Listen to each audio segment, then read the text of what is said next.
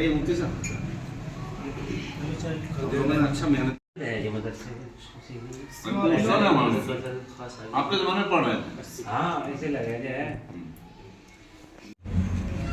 أعوذ بالله من الشيطان الرجيم بسم الله الرحمن الرحيم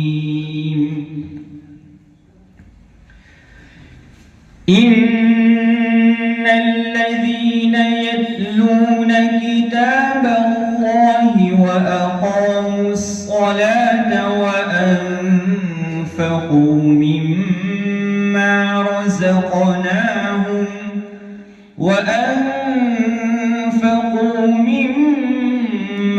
رزقناهم سرا وعلانية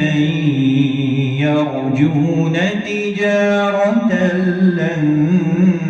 تبور ليوفيهم أجورهم ويزيدهم من فضله إنه غفور شكور والذي أوحينا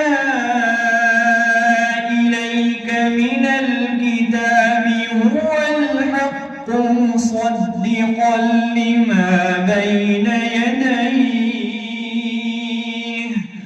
إن الله بعباده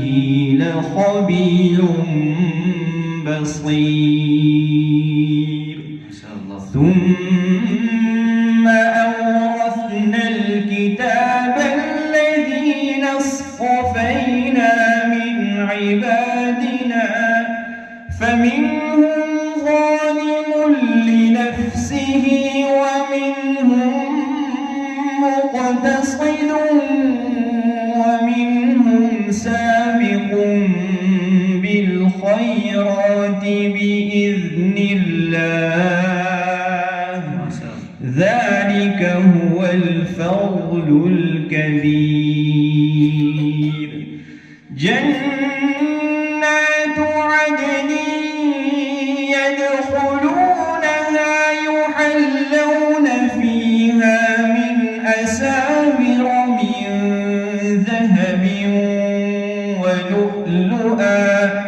ولباسهم فيها حرير وقالوا الحمد لله الذي أذهب عنا الحزن إن ربنا لغفور شكور الذي أحلنا دار المقامة من فضله لا يمسنا فيها نصب ولا يمسنا فيها لغوب والذين كفروا لهم نار جهنم لا يقضى عليهم فيموتوا ولا يخفف عنهم من عذابها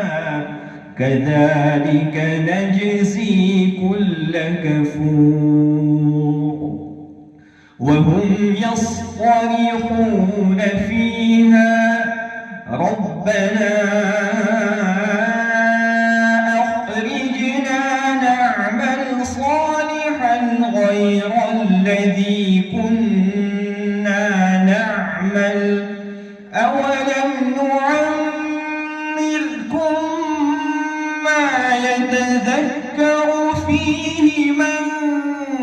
تذكر وجاءكم النذير